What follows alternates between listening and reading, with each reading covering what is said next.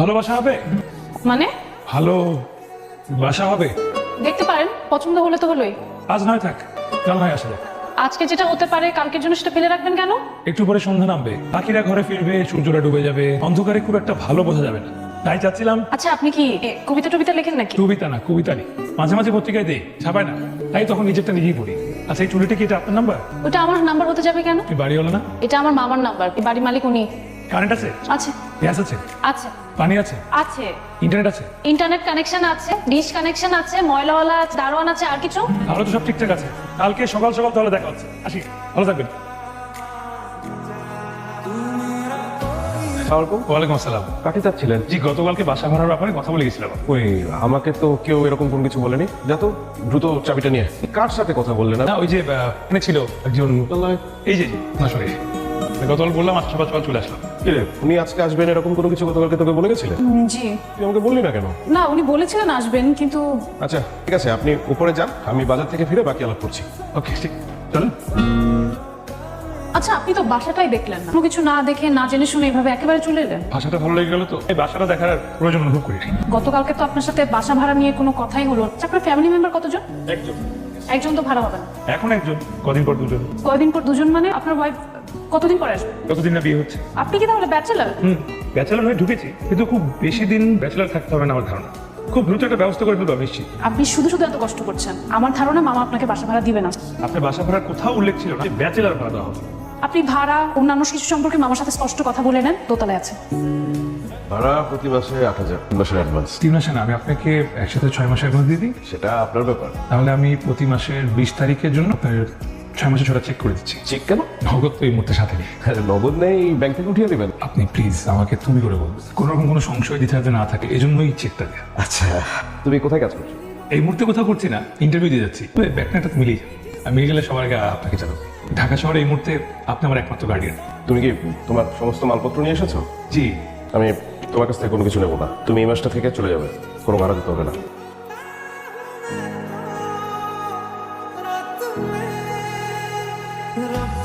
সোমবার দিন বশির সাহেব ওনার ছেলেকে নিয়ে আমাদের বাসায় আসবে, নাকি একটু দেখতে। আপাদুল্লা ভাইকে জানিয়েছো? হ্যাঁ জানিয়েছি, কথা হয়েছে আমার। ছেলের খোঁজ নিয়েছো নাকি? আগে ওরা খোঁজ খবর করুন, তারপরে তো ওরা একটু খোঁজ টোজ নেওয়া দরকার। হ্যাঁ ওটা দেখা যাবে।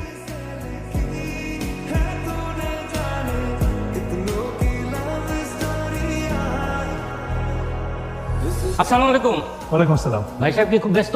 আর বলতো না কেন? আচ্ছা, মোজাম্মেল সাহেবের বাড়ির ভাড়া দিয়ে তো আপনি, তাই না? মোজাম্মেল সাহেব আমার আঙ্কেল ভালো, কি জানতে চান সরাসরি বলেন। ওনার এক ভাগ্নি আছে না, অনন্যা? অনন্যা। আচ্ছা, মেয়েটা কেমন? ভালো, খুব ভালো। আপনি কিভাবে বুঝলেন? দলমত নির্বিশেষ হেসে হেসে কথা বলে। তাই নাকি? সবার সাথে হেসে হেসে কথা বলে? সব সময় না, মাঝে মাঝে অর্ধেক হেসে অর্ধেক রেখে কথা বলে। এটা আবার কিরকম কথা? মানে ধরেন এখন হাসলো, এরপর মনে করে করে হাসলো একটু, অনেকটা গরুর জাবর কাটার মতো, বুঝলেন? আচ্ছা ভাই, আপনার স্ত্রীর সাথে কি একইভাবে কথা বলে? আমার স্ত্রী নেই। ভাড়া গেছে? কি বলেন? আমি তো বিয়ে করি নাই। ও, তার মানে অবিবাহিতদের সাথে হেসে হেসে রসালাপ করে, তাই তো? সালাপ করে তো বলি নাই, বলি মজা করে কথা বলে। এবার বুঝলেন? আপনি তো জিজ্ঞেস করছেন কেন? আর জিজ্ঞাসা করবো না, আমার যা জানার জেনে গেছি।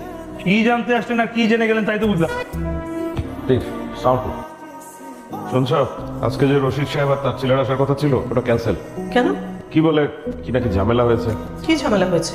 ওরা নাকি অনন্যাকে নিয়ে কিসব কথা শুনেছে। মানে? কোন নাকি ছেলে ওদেরকে ফোন করে বলেছে অনন্যার সাথে ওর সম্পর্ক আছে। মিথ্যা কথা। এরকম কিছু হলে অনন্যা আমাকে বলতো, আমিও সেটা তোমাকে বলতাম। আজকাল মানুষজন না কোথা থেকে কি সব কথা শুনে মুখের উপরে এমন ভাবে উল্টাপাল্টা কথা বলে মনটা খারাপ হয়ে যায়। তারপর তুমি একটু অনন্যাকে জিজ্ঞেস করে দেখো। হ্যাঁ, সেটা করবো। আপাদুল্লা ভাই যদি শোনে ওনার মেয়ে সম্পর্কে এরকম কথা বলা হচ্ছে, কি মনে করবে? বিচ্ছিরি একটা বিষয় হলো। কোথায় যাচ্ছ? আমি সব শুনেছি। কে এবং কেন আমার নামে এরকম মিথ্যাচার করছে সেটা খোঁজ নিতে যান। দাঁড়াও, তুমি কাউকে সন্দেহ করছো? আরে আপনি আমার সম্পর্কে কাউকে কিছু বলেছেন? আপনার সম্পর্কে তো আমি কিছু জানি না, প্লাস এটা আমার ডিউটিও না। গতকালকে দেখেছি গেটের সামনে আপনি একটা লোকের সাথে কথা বলছি এবং স্পষ্ট আমি আমার নামটা শুনতে পেয়েছি। কে আমার নামটা নিয়েছে, কেন নিয়েছে সেটা বলুন। ও হ্যাঁ হ্যাঁ, একজন লোক, উনি জিজ্ঞেস করছিল আপনি কি চিনি কিনা। আমি বললাম তিনি। জিজ্ঞেস করলো আপনার সাথে আমার সম্পর্ক কিরকম। বললাম ভালো। তারপর জিজ্ঞেস করলো আপনি মানুষ হিসেবে কিরকম। আমি বললাম খুবই ভালো। উনি জিজ্ঞেস করলো যে আপনি যে ভালো সেটা আমি কিভাবে জানি। বললাম যে আমার সাথে কথা হয়েছে এভাবে জানি। আমাকে জিজ্ঞেস করলো যে আপনি কি রাগী নাকি নর্মাল। বললাম মাঝামাঝি। আপনাকে এসব কথা বলতে কে বলেছে? আপনি আপনার সাথে কবে মজা করে কথা বললাম? আচ্ছা, তাহলে কি আমার বলা উচিত ছিল আপনি বদরা কি বদমেজাজি? এরপর কেউ জিজ্ঞেস করলে অবশ্যই এটাই বলতে হবে।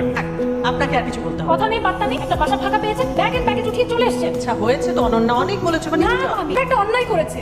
টিম আমার কাছে গিয়ে এমন ভাবে প্রিটেন্ড করেছে যে ভাড়া বাদে বাকি সব ব্যাপার ওনার সাথে আমার কথা হয়ে গেছে। তুমি তো জানো ওনার সাথে আমার কোনো কিছু নিয়ে কথাই হয়নি। শুনুন, এই বাসায় রাত 11টার পর গেট বন্ধ, তালা ঝুলবে, ঢুকতে পারবেন না। আর বাসায় বন্ধু বান্ধব আড্ডাবাজি এগুলো কোনো কিছু চলবে না, জোরে কথা বলা নিষেধ। আমি কিন্তু আপনি জোরে কথা বলছেন। বললেন চা খাবেন? আমি তো খুব ভালো চা বানাতে পারি, বানিয়ে নিয়ে আসবো।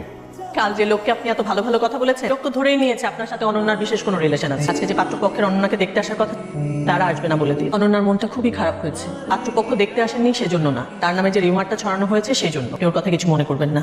আচ্ছা, ভালো থাকবেন। আচ্ছা। তো রাত করে মামা হঠাৎ করে অনেক অসুস্থ হয়ে গেছে। হসপিটালে ফোন করছি, লাইন এঙ্গেজ পাচ্ছে না, পরিচিত ডাক্তারকেও ফোন হচ্ছে না, কোনো কিছু বুঝতে পারছি না। মামি খুব ভেঙে পড়েছে। আচ্ছা, সমস্যা নেই, আমি আমার পরিচিত ডাক্তার আছে, একজন ফোন দিলে চলে আসবে। আপনি কিছু মনে না করলে আমার সাথে একটু নিচে যাবেন। আপনাকে দেখলে মামির টেনশন কিছুটা কমতে পারে। আপনাকে দেখে তো কারো পছন্দ হচ্ছে। টেনশনটা একটু বেশি করে ফেলেছেন, আর কোনো কারণ নেই। আপনার তেমন কিছু হয়নি, ইনজেকশন দিয়ে দিয়েছি, ইনশাল্লাহ ঠিক হয়ে যাবে। আচ্ছা, আপনি এত রাতে কষ্ট করে আমাদের এখানে এসেছেন, কিভাবে যে আপনাকে কৃতজ্ঞতা জানাবো বুঝতে পারছি না। আমি আমার কার্ডটা রাখুন, এরপর যে কোনো সময় যে কোনো সমস্যায় আমাকে কল করবেন, চলে আসবো। হাজার হলেও আজকের বন্ধু বলে কথা। আচ্ছা, তুই কতদিন আছিস? আছি, বেশি দিন নাই। হ্যালো, হ্যাঁ, এই যে রওনা দিচ্ছি। ওকে, বাই। আমার ভাই জেনে নিল কোথায় আছি আর কতক্ষণ লাগবে। আমি বাসায় না যাওয়া পর্যন্ত টেনশন করে আর আমার জন্য ওয়েট করে। তাড়াতাড়ি চল, আদারওয়াইজ একটু পর আবার ফোন করবে। হ্যাঁ, ওকে করাটা মজার। তাই নাকি? তুই এক কাজ কর, তুই বিয়েটা করে ফেল, তোর জন্য অপেক্ষাটা আরো বেশি মজা হবে। আমি এক কাজ করেন, ওর জন্য সুন্দর একটা মেয়ে দেখে ওকে বিয়ে দিয়ে দেয়, আর ওর বিয়েতে আমরা সবাই মজা করবো আর হইহুল্লোড় করবো। চল যাও, আসি। আসসালামু আলাইকুম। ওয়ালাইকুম আসসালাম। হ্যাঁ হ্যাঁ, এখনো ইন্টারভিউ দিয়ে যাচ্ছি। খাওয়া দাওয়া চলাফেরা করতে কিভাবে? এটিএম কার্ড কিছুই নাওনি, আমাকে জামা কাপড় নাও। অপরদক সুন্দরভাবে পারফেক্ট করার প্র্যাকটিস করছিলাম। আর প্র্যাকটিস করতে হবে না, তোমার মা তোমার চিন্তায় অস্থির হয়ে আছে, দ্রুত ফিরে আসো। অফিস কে বলাচ্ছ? তুমি নাকি অফিসিয়ালি যাদেরকে চাকরি থেকে ছাঁটাই করা হয়েছে তাদের ফাইলগুলো আবার বিবেচনা করতে বলেছো? তোমার কি মনে হয় যে বিবেচনা ছাড়াই ওদেরকে সাসপেন্ড করা হয়েছে? হ্যাঁ, আমি ওটা বলছি যে লজিকে তাদেরকে সাসপেন্ড করা হচ্ছে, সেই লজিকটা আমার কাছে পুরোপুরি সঠিক মনে হয়। কিরকম? আমার কাছে মনে হয় কি বাবা, এই প্রাইভেট কোম্পানিগুলোতে বয়স যখন 50-এর কাছাকাছি চলে আসে, তখন তাকে ছাঁটাই করার একটা প্রক্রিয়া শুরু। এই প্রক্রিয়াতে তাদের ছাঁটাই করা হচ্ছে, অথচ পেছনে ফিরে দেখলে ওনাদের পরিশ্রমের কারণেই কোম্পানিগুলো আজকে এই পর্যন্ত আসছে। তোমার কথা ঠিক, কিন্তু বিনিময়ে তো তাদেরকে বিশাল অঙ্কের বেতন দেওয়া হয়েছে। এদের একজনের বেতন থেকে কমপক্ষে 3 জন এনার্জেটিক ইয়াং ম্যান রাখে, তাতে কোম্পানি কত লাভ হয় জানো? জানি বাবা, কিন্তু শুধু লাভ লসের হিসাব কষে চাকরি দেওয়া, চাকরি নেওয়া, এগুলো কি শুধু কোম্পানির কাজ? মানুষের মানবিকতা, মানবিক মূল্যবোধ, এগুলো কি কিছু থাকবে না? মানবতার জন্য এতিমখানায়, মাদ্রাসায়, মসজিদ, মানবিক সহায়তাকারী প্রতিষ্ঠানগুলোতেও ব্যাপকভাবে দান করা হচ্ছে। নিঃসন্দেহে এটা ভালো উদ্যোগ, কিন্তু আমি বলতে চাচ্ছি যে কোম্পানি যারা চাকরি করছে তাদের চাকরির শেষের দিকে আমরা একটা ভালো অঙ্কের আর্থিক সাহায্য নিশ্চয়তা দিতে পারি, তাহলে তারা উৎসাহিত হবে। এটা সরকারি প্রতিষ্ঠান না, প্রতি বছর সরকারকে বিশাল অঙ্কের টাকা ট্যাক্স দিতে হবে। বাবা, 48-50 বছর একটা লোকের যখন চাকরি চলে, তখন সে পরিবার নিয়ে একটা হুমকির মধ্যে পড়ে। বেঁচে থাকার তাগিদে তখন তার ন্যায় অন্যায় বোধ লোক পায়। তুমি যা বলছো তার জন্য আলাদা প্রতিষ্ঠান আছে। শুধু আর্থিকভাবে না, আমরা কতটা মানবিকভাবে, জাতিগতভাবে কতটা অন্য, সেটাও সবাইকে দেখিয়ে দিতেছি। উল্টো পথে হেঁটে শুধু পেছনেই যাবে, সামনে বেটা তুমি তোমার বাবার কোম্পানিতে, কোনো মাল্টি ন্যাশনাল কোম্পানিতে জয়েন করে অভিজ্ঞতা হচ্ছে, ওদের সাথে জাম্প করো, ফলো সার্ভ করো, জানি কিনা। না, আমরা কি শুধু সবসময় ফলো করে যাবো? আমাদের নিজস্ব বলে কিছু থাকবে না। আমার যা বলা আমি তোমাকে বললাম, এখন অন্য কোথাও কাজ করে নিজের যোগ্যতা, চিন্তা চেতনা জানাই যেতে থাকো।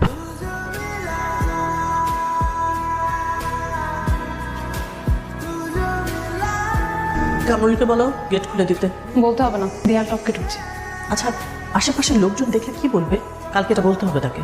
জি মামি, ছেলে কিন্তু বেকার। জানি।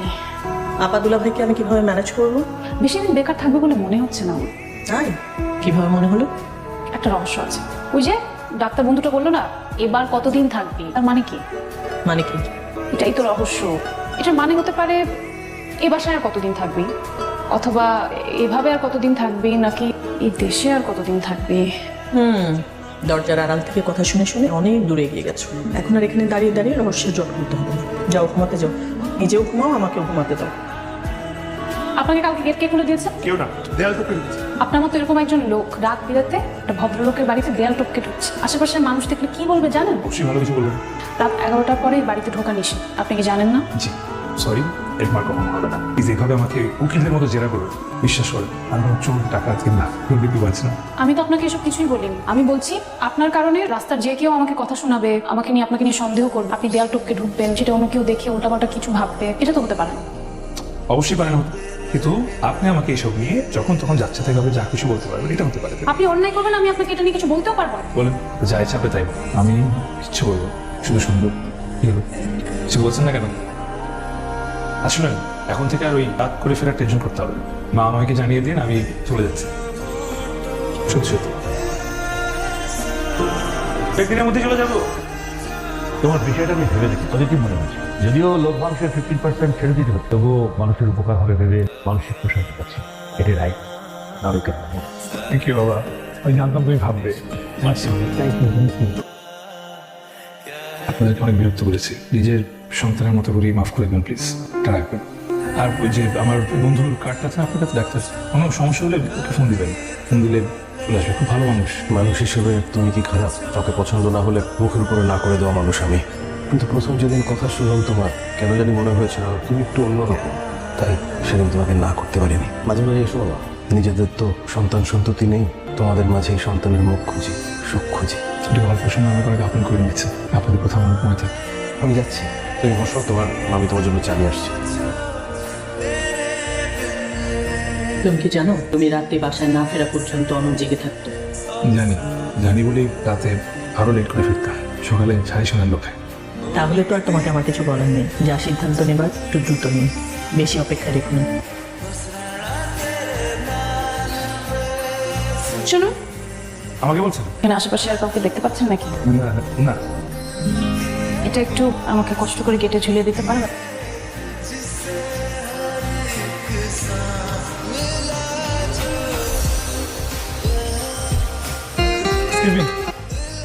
ভালোবাসা হবে? ভালোবাসাও হবে, ভালো ভাষাও হবে। কোনটা চাই? দুইটাই।